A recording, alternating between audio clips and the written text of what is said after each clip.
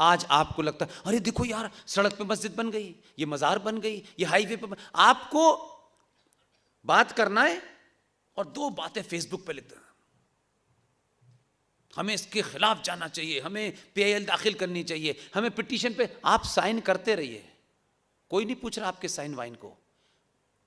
जो कायर कौमें होती हैं वो साइन करती हैं और जो मजबूत कौमें होती हैं वो एक्शन करके आगे चली जाती हैं। साइन करते रहिए। अब कानून इतने बन गए कि उनको खत्म करने के लिए आपको 5000 साल तक मोदी चाहिए। अगर आप अपने आप में समझ गए होते तो हर घर में एक मोदी और एक अमित शाह खड़ा होता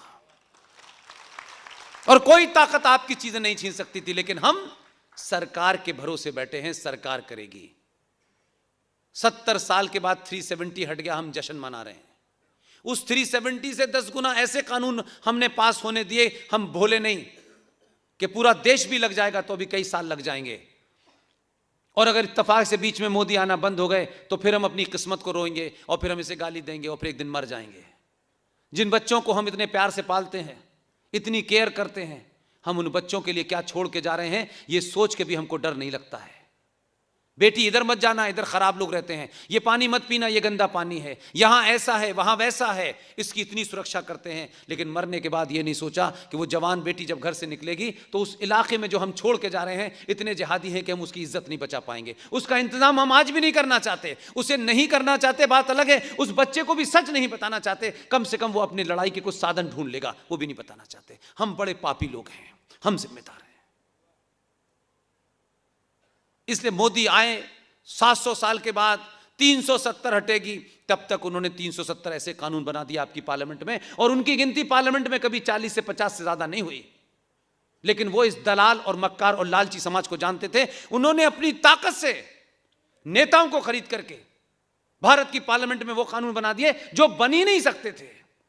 आपको 370 हटाने के लिए 70 साल लगे, 283 से 303 सीटें लगी, तब जाके 370 हटी। इतने सारी चीजें हैं लाइन से, अभी बहुत सारी चीजें हैं। ये देश और राष्ट्र, जब मैं कहता हूं भारत माता का नारा लगा रहे हो, भाई भारत माता है कहां, मुझे बताओ ना। इस कानून के तहत आपका अपना घर नहीं है। दिल्ली में एक 2 कौड़ी का एमएलए, मुसलमान एमएलए, नोटिस, क्योंकि वक्फ बोर्ड का वो चेयरमैन है दिल्ली का, नोटिस भेज रहा है। और वो ये जानता है कि इस समाज में किसको पहले नोटिस भेजो, अगर वो अवेयर और ताकतवर लोगों को नोटिस भेजेगा तो ज्यादा बवाल मचेगा। इसलिए 85 ऐसी कॉलोनी हैं जहां कमजोर समाज के गरीब लोग रहते हैं। नोटिस भेज देता है वक्फ बोर्ड से कि आपका मकान वक्फ बोर्ड पे बना है, इसे तत्काल समाप्त कर दें, और नोटिस पुलिस को देता है, पुलिस खाली करा देती है। उन गरीबों की गिनती कोई नहीं सुन रहा, क्योंकि अमीर को तो लगता है हमारे पास आएगा तब देखेंगे। अगर अमीर को अपना घर बचाना है तो गरीब के साथ पहले दिन खड़ा होना होगा, ताकि आग आपके पास ना आए। लोगों ने मुझे इतनी देर सुना,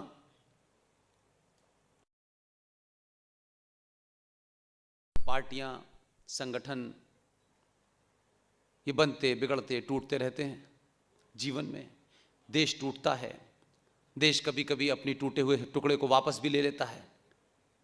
टूटे हुए टुकड़े को वापस लेने की चाह में जो अपना है उसे मत खो दीजिए। जो आपके पास है वो भी आपका नहीं है। इसलिए 1946 का नारा याद कीजिए। 1946 में नारा लगता था, मर मर के लेंगे पाकिस्तान, लड़ लड़ के लेंगे पाकिस्तान। मैं जिस विश्वविद्यालय में पढ़ा हूं, जहां पैदा हुआ हूं, वहां मेरे सामने नारा लगता था कि लड़ के लिया है पाकिस्तान, हंस के लेंगे हिंदुस्तान। वो नारा आज 2021 में एकदम सच साबित हुआ है। ना वो लड़ रहे, ना कुछ इन्वेस्ट कर रहे, ना लोकसभा की चुनाव जीत के वहां अपनी गिनती बढ़ाना चाहते। उसने इस समाज की कमजोरियों को उठाया, और कोई पार्टी मुस्लिम चला रही है, कोई आदमी ब्राह्मण ठाकुर कुछ और बना रहा है। योगी को निपटाना है कि इसने ब्राह्मणों को मंत्री नहीं बनाया, योगी से इसलिए नाराज हैं, मोदी से इसलिए नाराज हैं। ये हजारों साल से आप कर रहे थे, आप फिर ये कर रहे हैं। अगर ईमानदार हैं तो आप ये मान के चलें कि जिस चीज के लिए आप कर रहे हैं मोगी योगी कोई ना कोई आएगा, आता रहेगा।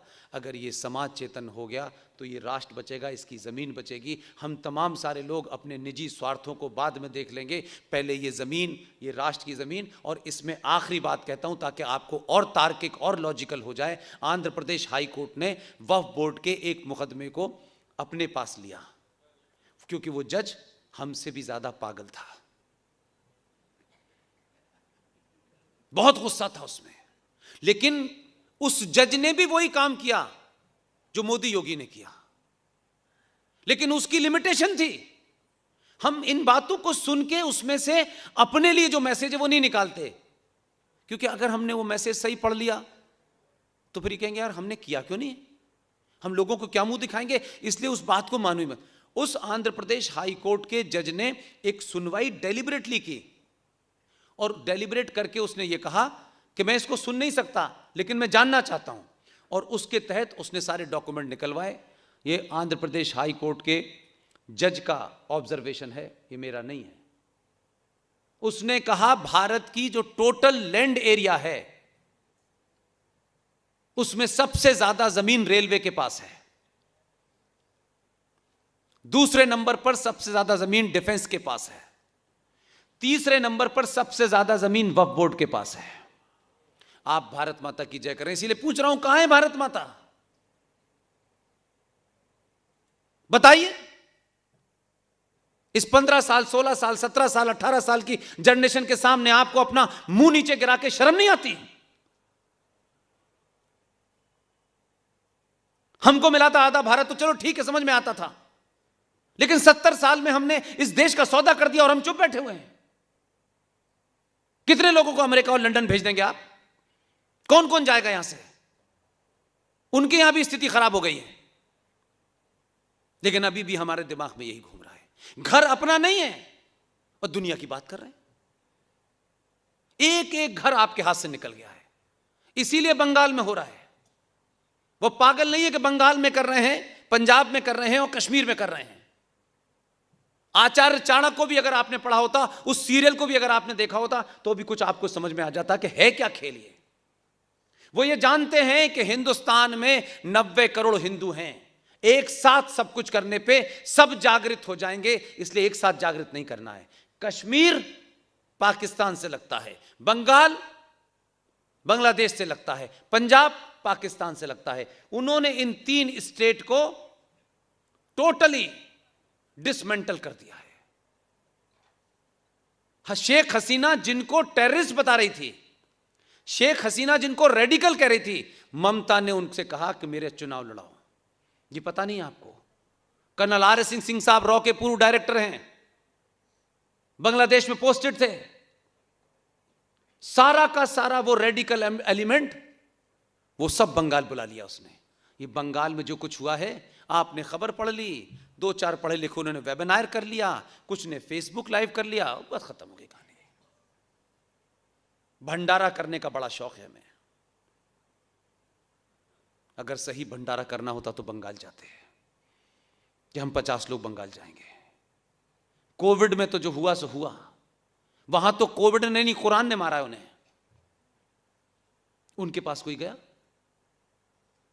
झूठी मक्कारी भरी संवेदनाएं। और फिर यह कि सरकार क्यों नहीं कर रही? उन्होंने सरकार से पूछ के किया था। कश्मीर में सरकार से पूछ के 2500 कश्मीरी हिंदू पंडितों को मारा था। उन्होंने कहा कर दो, बाद में देखा जाएगा। हम देखने के लिए पैदा हुए हैं, अफसोस करने के लिए पैदा हुए हैं, सिर्फ ताली बजाते हैं हम।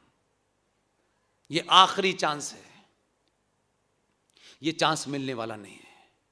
पहली बार दुनिया ने आपकी ताकत को देखा है, अगली बार ध्यान रखिएगा, आपसे मुकाबला करते वक्त जो आपकी सामूहिक शक्ति है उससे बड़ा हथियार इस्तेमाल होगा। इसलिए इस गलतफहमी में रहिए कि ये ऐसे ही रहेगा। वो ताकतें आपको दूसरी ज्यादा, आपसे ज्यादा ताकत का इंतजाम करके आपके मुकाबले पे खड़े होने जा रही हैं। और आपकी अगर यही कायरता ये रही तो मास लेवल पर वही होगा जो 16 अगस्त 1946 को बंगाल में डायरेक्ट एक्शन हुआ।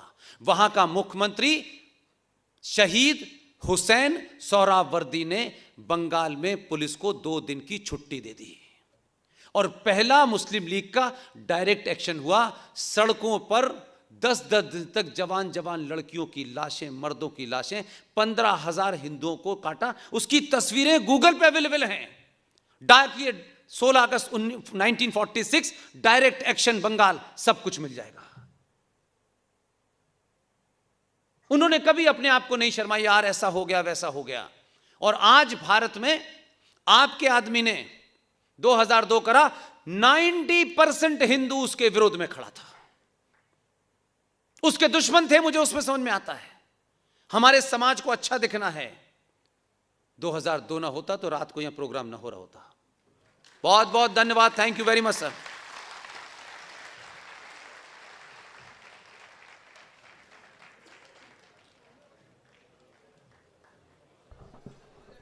धन्यवाद।